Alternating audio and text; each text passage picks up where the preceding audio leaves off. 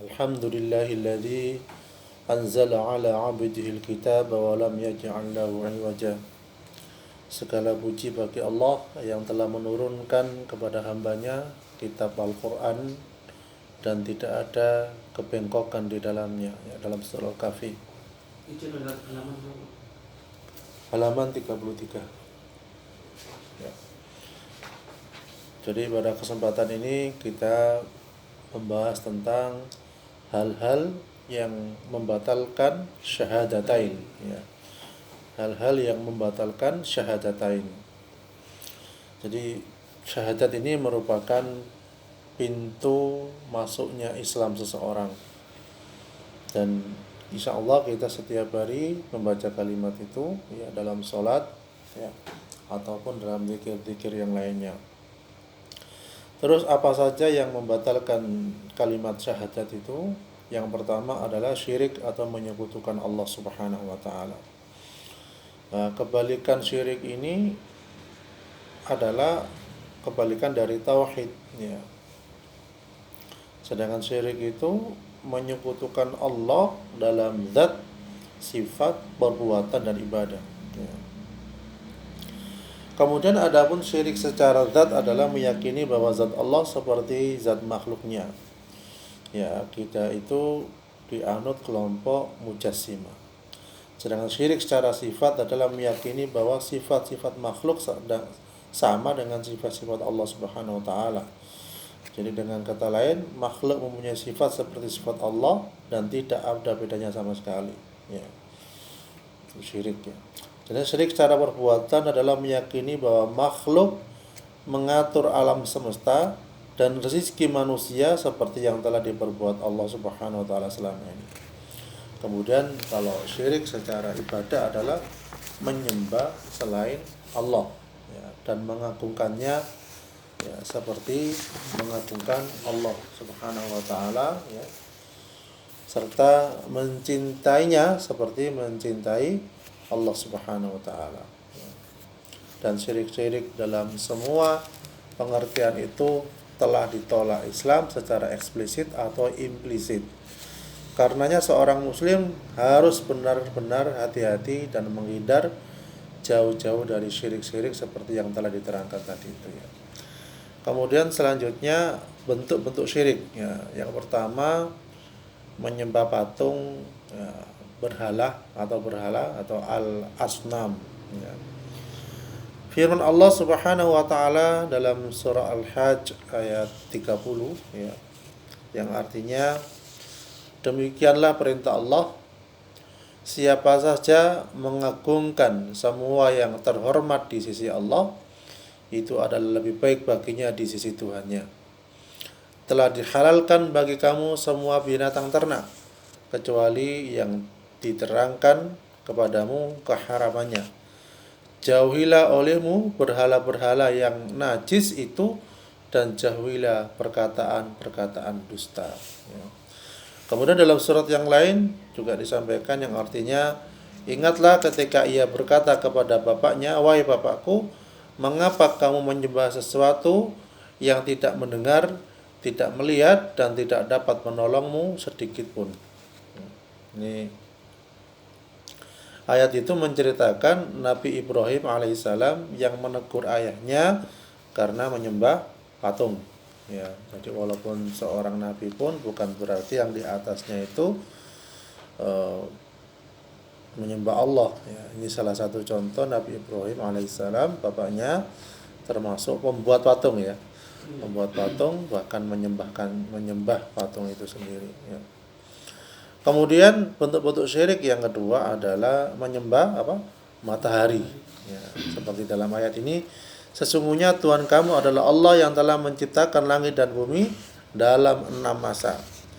Lalu dia bersemayam di atas arsy, dia menutupkan malam kepada siang yang mengikutinya dengan cepat, dan diciptakannya pula matahari, bulan dan bintang-bintang, masing-masing tunduk kepada perintahnya. Ingatlah, mencipta dan memerintah hanya Allah, Maha Suci Allah, Tuhan semesta alam, ya. Jadi melalui ayat itu Allah Subhanahu wa taala menolak orang yang menyembah matahari. bulan, dan bintang. Ya. Jadi seperti itu. Padahal kalau kita lihat matahari itu membesar. Semakin dekat dengan matahari, kira-kira semakin dingin atau panas? Ya, semakin panas sekali. Ya. Berarti kalau logikanya manusia melihat matahari, matahari itu menakutkan. Ya, matahari itu menghanguskan juga. Ya. Tetapi kenapa masih ada orang yang menyembah selain Allah? Ya, kerisnya, jimatnya, ya, dan lain sebagainya. Di surat yang lain Allah Subhanahu wa taala menegaskan lagi yang artinya sebagian tanda-tanda kekuasaannya adalah malam, siang, matahari dan bulan. Janganlah bersujud kepada matahari dan janganlah pula kepada bulan, tetapi bersujudlah kepada Allah yang menciptakan keduanya jika kamu hanya kepadanya menyembah. Kemudian bentuk syirik yang ketiga yaitu apa? Menyembah malaikat dan jin, ya. Seperti dalam ayat ini, ya. Mereka orang-orang musyrik menjadikan jin itu sekutu bagi mereka. Ya. Padahal Allah lah yang menciptakan jin-jin itu, sedangkan mereka berdusta dengan mengatakan Allah mempunyai anak laki-laki dan perempuan tanpa ilmu pengetahuan. Maha suci Allah dan maha tinggi dari sifat-sifat yang mereka berikan. Ya. Jadi jin itu memang senang untuk disembah. Ya. Padahal dia tugasnya dengan manusia itu sama, yaitu apa? Ma khalaqtul jinna wal insa illa liya'budun, ya. Dan tidaklah Allah menciptakan jin dan manusia kecuali untuk beribadah kepadanya. Ya. Dan jin ini juga banyak dimanfaatkan oleh siapa saja, oleh manusia dalam rangka banyak hal. Yang pertama, dalam rangka supaya rezekinya lancar, ya. Jangan memakai apa caranya? Mungkin menaruh sesuatu di tokonya, ya, agar tokonya laris, ya. Namanya itu penglaris. Biasanya jinnya dimasukkan ke dalam jimat atau ke dalam kotak uang, ya, ataupun yang lainnya. Ya, kemudian yang kedua, jin itu biasanya digunakan oleh manusia selain untuk penglaris adalah untuk menambah kekuatan di dalam dirinya. Dalam bentuk apa? Bisa jadi dalam bentuk kekebalan tubuhnya, ya, ataupun dalam bentuk ketika dia memukul seseorang menjadi terpental bahkan mati. Ya. Bisa jadi di sini digunakan oleh para oknum-oknum, ya, pesilat katakanlah, oknum-oknum juga orang yang bertinju, ya, juga bisa memakai seperti itu. Nah, padahal jin ketika ikut manusia itu tidak gratis, alias mereka pasti minta tumbal, kan itu ya. Mereka minta ganti, mereka minta makanan. Makanannya apa saja, di antara kemenyan, kembang, ya, bahkan juga bisa sandingan-sandingan itu, ya. Yaitu makanan-makanan mereka. Ketika mereka dikasih makan seperti itu, mereka mau nurut, ya, diajak kemana nurut, ya. Seperti itu, ya. Bahkan juga mereka, jin itu digunakan oleh manusia untuk menjaga kebun, menjaga misalnya kalau di arah kita Semboro ini jeruk, ya. Bisa juga ketika orang mencuri nggak bisa balik, ada gitu Pak, ya. Ada. Nah, ketika orang muter, ketika masuk ke pekarangan jeruknya, ya, ke kebun jeruknya, ya, pencuri nggak bisa balik, mencari pintu sulit. Nah, kok bisa seperti itu? Bisa jadi karena di situ juga ditaruh jin-jin untuk menutup pintu-pintu agar tidak kelihatan pencuri. Itu yang pertama. Yang kedua, kadang digunakan juga agar maling nggak bisa masuk dalam rumah atau dalam kebun atau dalam di daerah persawahan, agar nggak bisa masuk, ya. Nah, itu apakah boleh? Itu kan untuk kebaikan, tetap tidak diperbolehkan dalam Islam, ya. Jadi intinya kita itu sudah putus hubungan dengan jin, nggak boleh dimanfaatkan, ya. Tugasnya masing-masing, nggak usah ngurusi jin, ya. Kita ngurusi manusia aja masih kewalahan, ya. Itu.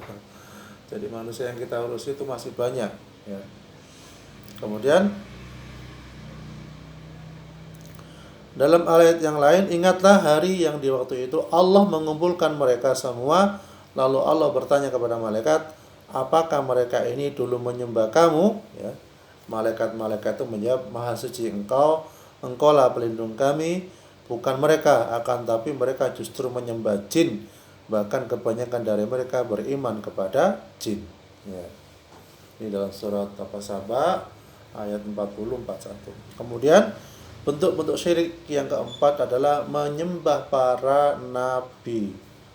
Ya, seperti Nabi Isa alaihissalam yang disembah oleh golongan yang lain ya. Dan Uzair yang disembah kaum Yahudi, ya, Nabi Isa yang disembah kaum Nasrani. Keduanya sama-sama dianggap anak Allah Subhanahu wa taala ya. Orang-orang Yahudi berkata Uzair itu putra Allah, dan orang Nasrani berkata Al-Masih itu putra Allah. Demikian itulah ucapan mereka dengan mulut mereka yang meniru perkataan orang kafir yang terdahulu. Dilaknati Allah lah mereka, bagaimana mereka sampai berpaling. Ya, ini dalam surat Taubat ayat 30. Kemudian dalam ayat yang lain, sesungguhnya telah kafirlah orang yang berkata sesungguhnya Allah adalah Al-Masih putra Maryam. Padahal Al-Masih sendiri berkata, hai Bani Israel, sembahlah Allah, Tuhanku dan Tuhanmu. Sesungguhnya orang-orang yang menyekutukan sesuatu dengan Allah, pasti Allah mengharamkan baginya surga dan tempatnya adalah neraka. Ya. Jadi tidaklah ada bagi orang-orang zalim itu seorang penolong pun. Ya, ini dalam surat Al-Maidah ayat 72. Ya. Kemudian bentuk-bentuk syirik yang kelima yaitu menyembah rahib atau apa? Pendeta. Ya. Ya, firman Allah Subhanahu wa taala, mereka menjanjikan orang-orang alimnya dan rahib-rahib mereka sebagai Tuhan selain Allah. Dan mereka mempertuhankan Al-Masih putra Maryam. Padahal mereka hanya disuruh menyembah Tuhan yang Maha Esa. Tidak ada Tuhan yang berhak disembah selain Dia, Maha Suci Allah dari semua yang mereka persekutukan. Ya. Adi bin Hatim radhiyallahu an pernah bertanya kepada Rasulullah sallallahu alaihi wasallam mengenai hal itu. Ya. Sebenarnya mereka tidak menyembah pendeta atau rahib, ya, atau rahib mereka. Ya. Rasulullah menjawab, benar. Tetapi para rahib atau pendeta itu telah mengharamkan yang halal dan menghalalkan yang haram, sedangkan mereka mengikutinya. Bukankah itu bentuk penyembahan mereka? Ya, kemudian yang keenam bentuk-bentuk syirik yaitu apa? Menyembah tagut. Ya, istilah tagut diambil dari kata tughyan yang artinya melampaui batas. Ya. Maksudnya segala sesuatu yang disembah selain Allah Subhanahu wa taala, inti setiap seruan para rasul adalah mengajak kepada tauhid dan menjauhi tagut. Sesungguhnya kami telah mengutus rasul pada tiap-tiap umat untuk menyerukan sembahlah Allah saja dan jauhilah tagut itu. Di antara umat itu ada orang yang diberi petunjuk Allah dan ada pula di antaranya orang yang telah pasti kesesatan baginya. Berjalanlah kamu di muka bumi dan perhatikanlah kesudahan orang-orang yang mendustakan rasul-rasul. Nah, ini surat An-Nahl ayat 36. Tauhid yang murni tidak akan tercapai tanpa menghindar dari menyembah tagut. Ya. Tauhid yang murni tidak akan tercapai tanpa menghindar dari menyembah tagut. Ya. Tidak ada paksaan untuk memusuhi agama Islam. Sesungguhnya telah jelas jalan yang benar dari jalan yang sesat. Oleh karena itu, siapa saja yang ingkar kepada tagut dan beriman kepada Allah, sesungguhnya ia telah berpegang kepada bukhul atau bukhul tali yang amat kuat dan tidak akan putus. Allah Maha mendengar lagi Maha mengetahui. Ini surat apa? Al-Baqarah ayat 256 ya. Allah Subhanahu wa taala pun juga bangga kepada orang beriman yang menjauhi tagut ya. Sebagaimana dalam surah Az-Zumar ya. Orang-orang yang menjauhi tagut yaitu tidak menyembahnya dan kembali kepada Allah, bagi mereka berita gembira ya. Sebab itu sampaikanlah berita itu kepada hamba-hambaku ya. Jadi berita gembiranya adalah Allah masukkan ke dalam apa? Surganya Allah Subhanahu wa taala, ya. Kemudian bentuk-bentuk syirik yang ketujuh yaitu menyembah hawa nafsu. Jadi hawa nafsu itu adalah kecenderungan melakukan keburukan. Ya. Seseorang yang menuhankan hawa nafsu berarti mengutamakan keinginan nafsunya di atas cintanya kepada Allah Subhanahu wa taala. Dengan demikian, ia telah menaati hawa nafsunya dan menyembahnya. Dalam Al-Qur'an disampaikan yang artinya, perhatikanlah orang-orang yang menjadikan hawa nafsunya sebagai tuhannya. Apakah kamu dapat menjadi pemelihara atasnya? Nah, ini Al-Furqan ayat berapa? 43. Ya.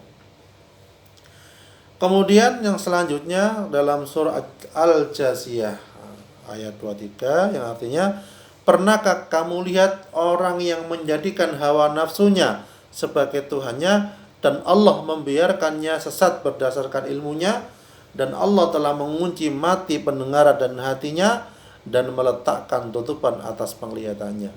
Siapakah yang akan memberi petunjuk sesudah Allah membiarkannya sesat? Mengapa kamu tidak mengambil pelajaran? Ya. Jadi memang untuk mencapai husnul khotimah, terbebas dari syirik itu perlu dipaksakan. Karena apa? Kadang seseorang jatuh syirik itu yang pertama dia bisa jadi kondisi luang. Artinya serakah. Pengen harta ini dengan cara membunuh yang lain dengan cara sihir misalnya, dengan cara syirik kepada Allah Subhanahu wa taala.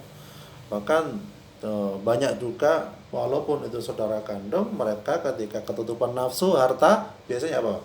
Rebutan. Rela untuk membunuh saudara kandungnya sendiri, naudzubillah min dzalik. Rela untuk merebut saudara kandungnya sendiri hartanya. Ya. Rela untuk mengkhianati perjanjian yang sudah dibuat dengan saudara-saudaranya, padahal sudah dipatok, oh ini bagianmu ini bagianmu ini. Ya, seperti itu. Karena ketutup hawa nafsunya dengan dunianya ini. Ya. Ya. Pernah dikisahkan itu kan ketika Rasulullah ya, bersama dengan seseorang waktu itu, kebetulan ada panah yang meleset kena orang yang di belakang Rasulullah itu, yang bersama Rasulullah itu. Ya, kemudian meninggal dia karena terkena panah yang nyasar tadi itu. Nah, kemudian karena bersama Rasulullah ya kata gitu, sahabat yang lain ngomong, oh masuk surga ini, masuk surga ini. Tapi kata Rasulullah apa? Oh dia masuk neraka. Kaget tuh, kenapa kok bisa masuk neraka? Karena dia mengambil harta rampasan perang, bajunya itu ya, baju yang diambil dari jaketnya dari rampasan perang itu belum mengambil ghanimah rampasan perang sebelum dibagi dengan yang lainnya. Jadi ngambil CJDW, DCI namanya itu, tidak adil. Ya, padahal kondisi perang kan katakanlah bebas ngambil, apalagi dia yang berjuang gitu Pak ya. Kalau panjenengan dulu ketika di perjuangan kalau ada musuh yang kena tembak bahkan meninggal dunia, kan boleh mengambil senjatanya gitu kan? Boleh. Itu karena waktu itu bersama-sama katakanlah ternyata dia ngambil yang lebih daripada yang lain. Itu oleh Rasulullah dikatakan masuk neraka. Bayangkan kalau yang diambil ya, ada yang diambil dengan perang saja masih bisa menjatuhkan ke dalam neraka, apalagi harta yang bukan miliknya yang diambil tanpa perang kayak begitu. Contohnya apa? Ya koruptor ya, atau harta-harta yang lain yang diambil bukan miliknya ya. Sampai ada orang yang ngambil tanah sejengkal itu berapa? Nah, sejengkal gini itu akan dikalungkan dengan 7 petala bumi, bayangkan ya. Padahal yang ngambil harta lebih dari itu sangat banyak sekali, baik dengan cara licik ya ataupun dengan cara terang-terangan mereka. Naudzubillah min dzalik. Semakin banyak harta yang dia punyai apalagi dengan cara yang haram, semakin hiscapnya itu semakin lama. Ya, nunggu di padang mahsyar itu berkeringat, yang dimana keringatnya bisa menenggelamkan dirinya sendiri itu semakin lama. Kita aja berkeringat di ruangan ini tanpa AC, tanpa kipas, sudah tidak betah gitu ya. Apalagi ketika menunggu lama di padang mahsyar itu apa, ya apa rasanya kan itu. Oleh karena itu selama tanggungan kita di dunia ini bisa diselesaikan di dunia, mari silakan diselesaikan di dunia ini. Walaupun kadang kita malu menyelesaikannya, ya walaupun kita kadang sungkan menyelesaikannya, karena khawatir orang yang kita pernah zalimi itu tidak terima. Misalnya dahulu pernah mencuri, apa itu sepedanya, apa itu buah-buahannya, ya, apa itu yang lainnya katakanlah. Kalau memang ada kesempatan diselesaikan di dunia ini, mumpung masih hidup, mari kita selesaikan. Ya, jika takut, ya gimana caranya itu dikembalikan kepada yang berhak, supaya tidak totalan di akhirat nanti malah lebih lama, lebih parah, lebih banyak, gantinya juga lebih besar. Ya, gantinya lebih besar. Seperti itu. Kemudian selanjutnya macam-macam syirik, ya. Macam-macam syirik itu ada dua macam, yaitu syirik besar dan syirik kecil. Jadi masing-masing mempunyai dua dimensi, zahir atau tampak, dan khafi atau tersembunyi, ya. Yang pertama, syirik besar atau asyirkul akbar, yaitu tindakan menyekutukan Allah Subhanahu wa taala dengan makhluknya. Jadi dikatakan syirik besar karena dengannya seseorang tidak akan diampuni dosanya dan tidak akan dimasukkan ke surga. Itu syirik besar. Ya. Sesungguhnya Allah tidak mengampuni dosa mempersekutukan sesuatu dengan Dia, dan Dia mengampuni dosa yang selain dari syirik itu bagi siapa saja yang dikehendakinya. Siapa saja yang mempersekutukan sesuatu dengan Allah, sungguh ia telah tersesat sejauh-jauhnya. An-Nisa ayat 116. Ya. Kemudian syirik besar dibagi menjadi dua dimensi, zahir dan khafi, ya. Syirik besar zahir seperti menyembah bintang, ya, matahari, bulan, patung, batu, pohon besar, manusia, ya, seperti menyembah Fir'aun, ya, dan lain sebagainya, ya, menyembah jin, malaikat, ya. Sementara syirik besar khafi seperti meminta kepada orang yang sudah mati, ya, minta rezeki kepada kuburan, ya, itu nggak boleh, ya. Jadi keyakinan mereka dapat memenuhi permintaan mereka atau menjadikan seseorang sebagai pembuat hukum dengan menghalalkan dan mengharamkan sesuatu seperti hanya Allah Subhanahu wa taala. Kemudian yang kedua, syirik yang kedua itu syirik kecil, asyirkul asghar, ya, yaitu tindakan yang mengarah pada syirik, ya, tetapi tingkatannya belum sampai keluar dari tauhid, hanya mengurangi kemurnian tauhid. Apa itu? Syirik kecil ada dua dimensi, sama dengan yang tadi, yaitu zahir dan khafi, ya. Syirik kecil atau zahir berupa lafal atau pernyataan dan perbuatan, ya. Contoh syirik kecil yang berupa lafal adalah bersumpah dengan nama selain Allah, ya, dan mengarah ke syirik, ya, seperti pernyataan begini, demi Nabi, ya, demi Ka'bah, atau demi kakek dan nenek. Nah, ini nggak boleh, ya. Dalam hadis Rasulullah bersabda, siapa saja yang bersumpah dengan selain Allah, ia telah kafir dan musyrik. Ya, ini hadis riwayat Imam Tirmidzi. Termasuk lafal yang mengarah ke syirik, ya, pernyataan adalah jika bukan karena Allah Subhanahu wa taala dan fulan. Nah, ini kata-kata dan ini yang juga masuk syirik. Niscaya ini tidak akan terjadi, ya. Jika bukan karena Allah dan si fulan, ya, si A, si B misalnya, niscaya ini tidak akan terjadi. Itu nggak boleh karena menyamakan Allah dengan makhluknya, Allah dan, ya. Kecuali semua ini karena Allah, ya, lewat fulan, nah, seperti itu boleh, ya. Adapun syirik, ya,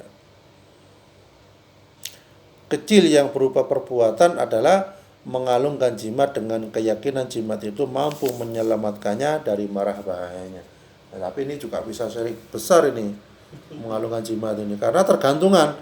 Ya, ketika keluar rumah, ya gelangnya, cincinnya, jimatnya nggak dibawa, merasa nggak tenang. Nah, ini salah, masuk syirik sudah.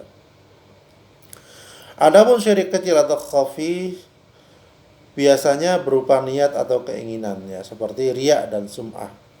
Jadi melakukan ketaatan kepada Allah Subhanahu wa taala dengan niat ingin dipuji orang. Contohnya menegakkan sholat seolah-olah khusyuk karena apa? Berada di samping calon mertua misalnya, supaya dipuji sebagai calon menantu yang soleh. Padahal tidak demikian saat sholat sendirian. Riya termasuk dosa hati yang sangat berbahaya karena Islam sangat memperhatikan perbuatan hati sebagai unsur yang menentukan baik tidaknya amal zahir. Ya. Sebagaimana dalam surah Al-Baqarah, hai orang beriman, janganlah kamu menghilangkan pahala sedekahmu dengan menyebut-nyebutnya dan menyakiti perasaan si penerima. Ya. Oh, kamu dulu loh sudah tak kasih ini dan itu. Kenapa sekarang kamu tidak bantu saya? Apa kamu tidak ingat dengan saya dahulu pernah perjuangan kamu? Nah, ini kan menyebut-nyebutkan. Ya. Memang kadang orang yang bersedekah itu diuji dengan orang yang disedekahi. Ya, dulu dari kecil di rumah, katakanlah begitu, sampai dia besar, bahkan dewasa. Ya, setelah dia menjadi orang yang sukses, dia lupa pada orang yang banyak kan kayak ini. Banyak sekali. Ya. Terus ketika itu terjadi pada diri kita, apa yang harus kita lakukan? Yang pertama, yang jelas mungkin kita sakit hati. Tapi ingat, kalau kembalikan kepada Allah Subhanahu wa taala, oh ini Allah ingin menambah pahala saya. Tidak hanya sekadar menambah, Allah menambah pahala ngerumat anak itu dari kecil sampai besar, tapi Allah ingin menambah berlipat-lipat karena anak itu menguji saya, kesabaran saya. Waalaikumsalam. Jadi seperti itu. Alhamdulillah, insyaallah. Ya. Jadi sering kita itu diuji dengan orang yang kita baiki. Ya. Supaya apa? Ujian bagi kita agar kita itu tetap sabar, atau juga pengaruh setan agar pahala kita habis. Ya. Kok bisa? Ya, setan malah menasih, wah wis, ungkap apa yang kamu sudah pernah berbuat baik kepada dia. Ayo sudah, habiskan sudah. Ente-ente no. Akhirnya karena tidak tahan, kamu oleh dulu tuh kalau tidak kecil tidak tak rawat, kamu itu nganggur, tidak ada artinya, kamu itu terbuang, semua seperti itu. Akhirnya ini menjadikan pahala bisa hangus eman loh. Pahala katakanlah ngurmat orang anak itu bantu seorang sampai 20 tahun, hangus gara-gara cuma satu kata, satu kalimat, dan itu menyakiti dia juga. Ya. Jadi hal seperti itulah kadang nggak terasa pahala-pahala itu habis. Ya, iyyakum wal hasada fa innal hasada ya'kul hasanati kama ta'kulun narul hataba. Ya. Jauhilah olehmu sifat hasud, ya, karena hasud itu memakan kebaikan sebagaimana api memakan kayu bakar, seperti itu. Ya. Seperti orang yang hai orang-orang beriman, janganlah kamu menghilangkan pahala sedekahmu dengan menyebut-nyebutnya dan menyakiti perasaan si penerima. Seperti orang yang menafkahkan hartanya karena riya kepada manusia dan dia tidak beriman kepada Allah dan hari kemudian. Perumpamaan orang itu seperti batu licin yang di atasnya ada tanah. Lalu batu itu ditimpa hujan lebat, ya, menjadilah dia bersih, tidak bertanah. Mereka tidak menguasai sesuatu pun dari semua yang mereka usahakan, dan Allah tidak memberi petunjuk kepada orang yang kafir. Ini Al-Baqarah 264. Ya. Dalam sebuah hadis Rasulullah bersabda, siapa saja yang menampakkan amalnya dengan maksud riya, Allah akan menyingkapnya di hari kiamat. Ya Allah. Ya. Siapa saja yang menunjukkan amal solehnya dengan maksud ingin dipuji, ya, Allah akan mengeluarkan rahasia itu di hari kiamat. Ya. Ini hadis riwayat Bukhari, Muslim. Ya. Tapi apakah orang yang menyimpan amalnya, menyembunyikan amalnya, ya, itu selamat? Ya, bisa juga, Kak. Dia nggak selamat kalau dia juga riak ketika menyembunyikannya. Aku loh masih yang ngono, masih nggak tak tutu-tutuno, aku sumbangannya paling akeh. Iya, bisikan hatinya dan mengiyakan. Oh iya sih kamu mau begitu sih. Jadi ada orang yang pura-pura menyembunyikan harta atau bahkan menyembunyikan tapi hatinya masih menjelekkan yang lain, ya, seperti itu. Kemudian selanjutnya bahaya-bahaya syiriknya. Pertama, syirik itu adalah apa? Kezaliman yang nyata. Ya. Inna syirka la zulmun azim. Sesungguhnya mempersekutukan Allah adalah benar-benar kezaliman yang besar. Mengapa? Itu karena perbuatan syirik seseorang telah menjadikan dirinya hamba dari sesembahan yang sama dengan dirinya. Ya, tidak berdaya apa-apa. Ya. Kemudian bahaya yang kedua adalah apa? Syirik merupakan sumber khurafat. Karena orang-orang yang meyakini bahwa selain Allah Subhanahu wa taala seperti bintang, matahari dan kayu besar dapat memberi manfaat atau bahaya, ya berarti telah siap melakukan khurafat yang lain, ya, dengan mendatangi dukun, kuburan angker atau mengalungkan jimat di lehernya, ya. Termasuk juga ada suara burung hantu ya malam-malam misalnya. Pertanda apa ini ya? Mungkin ada apa namanya akan terjadi mahar bahaya atau sesuatu yang besar yang lainnya. Kecuali ya, ketika di gunung itu binatang-binatang pada turun. Nah, itu lain lagi. Tanda mau kejadian alam. Karena mungkin suhu di atas Gunung Merapi itu panas. Ya, artinya bergemuruh ya, sehingga menggetarkan astagfirullah. Subhanallah. Ya. Oh, kejelek kan?